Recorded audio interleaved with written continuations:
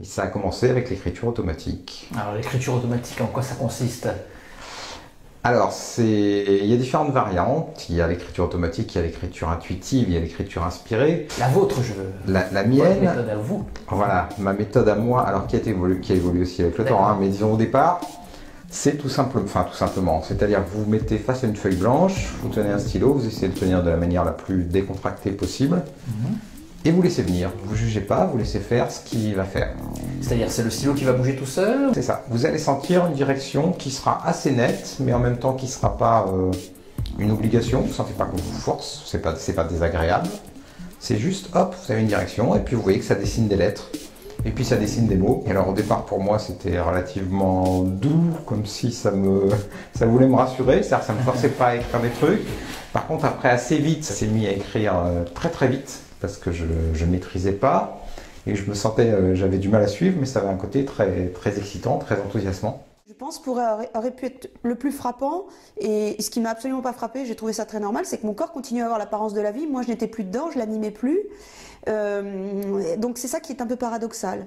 Et puis presque tout de suite, j'ai senti qu'il y avait une présence qui m'attirait un peu plus loin. Donc en fait, je n'ai pas fait comme font la plupart des expérienceurs, c'est-à-dire tout de suite, ils ont l'impression de décoller, de partir vers un tunnel de lumière. Moi, pas du tout. En fait, c'est plutôt la lumière qui est venue à moi, me chercher.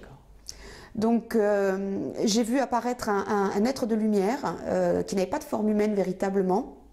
On devinait que c'était un être parce qu'il y avait vaguement une tête et des épaules, et puis le reste était un peu flou. Il était très grand et rose fuchsia. Je ne sais pas si je te donnais une taille, il faisait presque 2 mètres ou quelque chose comme ça. Vous le sentiez solide ou c'était... Non, ça faisait comme une vapeur un peu dense. Voilà. Et j'étais faite de la même vapeur un peu dense. Parce qu'il y a une chose qui était assez amusante, c'est que du moment où je suis sortie de mon corps, je pouvais voir à 360 degrés. L'évolution des techniques, voilà, on a oublié tout ce qui, à la base, tout est simple et on a tout à portée de main pour s'auto-suffire et s'auto-guérir. Maintenant, bon voilà, la chimie, la médecine, etc. fait qu'on a oublié tout ça, mais au fond de nous-mêmes, on garde quand même cette âme naturelle. Voilà, quand je suis fatigué, je me frotte les yeux parce que ça me fait du bien, ça me réveille un petit peu. Ce sont des points de la médecine traditionnelle chinoise et on le fait tous les jours. Donc on a en nous, c'est inné, on a quand même une part de... voilà, quand on va dans un zoo, qu'on voit la maman gorille avec son bébé gorille qui le touche dans tous les sens, voilà, et bien elle fait la palpation, elle stimule tous les points pour vérifier si son bébé va bien.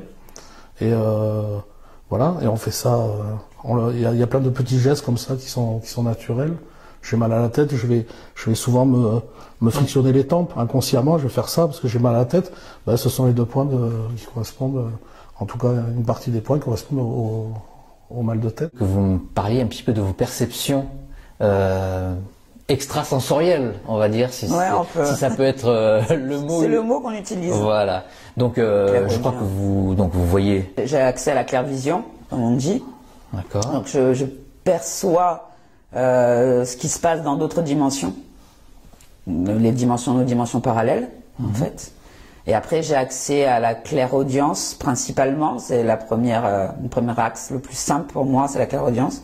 Donc c'est pareil, avoir accès aux messages et aux voix perceptibles dans d'autres dimensions. Mais est-ce que vous avez eu ces perceptions après avoir fait vos formations de chamanisme, ou est-ce que vous les aviez avant? Alors je les avais avant. Elles se sont développées avec le temps. Ouais. Naturellement, sans effort, mais je les avais avant. Synonyme de guérir. Quel est ce synonyme? Ce synonyme, il pourrait y en avoir plusieurs. On pourrait parler de réharmoniser, de réénergiser, de rendre à l'individu, à la personne, tout son potentiel énergétique et émotionnel. Moi, selon les personnes à qui je m'adresse, j'essaie d'avoir des termes qui sont le plus simples, le plus intelligibles. Je dis on va réénergiser, on va remettre toutes les batteries à fond et vous serez dans votre plein potentiel. Une espèce de reset. Exactement. Est-ce qu'on peut soigner avec l'hypnose? En fait, soigner, c'est un mot qui est un peu médical. En fait, Ouais. En fait, on travaille sur les blocages, on travaille sur les limites.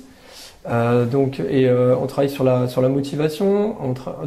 Qu'est-ce qu'on peut, sur quoi on peut travailler? Comportement, changer un comportement, quel qu'il soit. Parce qu'en fait, les comportements, ils sont beaucoup plus gérés inconsciemment que consciemment.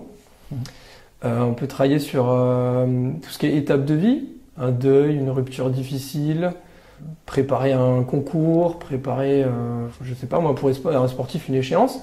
Après, il y a tout ce qui est la gestion des émotions, apprendre à mieux gérer ses émotions, son stress. Quand vous stressez, c'est pas fait de façon consciente, vous décidez pas de stresser. Et si vous vous dites juste, je vais arrêter de stresser, ça marche? Pas vraiment. Pas souvent. Hein. Par contre, en fait, il y a une partie de vous qui sait très bien gérer ça, à quoi ça sert et pourquoi c'est là. Donc, on peut gérer sur ses émotions, ou je sais pas, quelqu'un qui est trop en colère, trop triste. On peut travailler sur des événements passés. Ouais, fait démarrer dans la bioénergétique. Une hypersensibilité en tant qu'enfant, enfin lorsque j'étais enfant, beaucoup de solitude, ce qui fait que je n'ai pas perdu ces perceptions, cette sensibilité. Et puis 10-12 ans, j'étais rebouteux déjà. Oui, donc je manipulais et particulièrement moi, mais aussi parfois sous forme de jeu, parce qu'à ce moment-là, je ne savais pas ce que je faisais. D'autres personnes. Et puis avec le temps, je suis devenue magnétiseur parce que ça évolue toujours. Ouais. Ça, je voudrais vraiment insister là-dessus parce que on commence à percevoir des choses en général, des vibrations, des taux vibratoires très bas. Donc, il ne faut pas s'inquiéter, c'est plutôt bon signe, même si c'est pas très agréable au début. Puis petit à petit, ça évolue, et nos sens vont s'aiguiser et on va devenir de plus en plus sensible, de plus en plus réceptif. Et puis on va continuer comme ça. Donc je suis devenue magnétiseur, puis après je suis devenue bioénergéticienne parce que c'était pour moi le terme qui correspondait. Qui englobe tout ça. Voilà, qui englobe tout ça.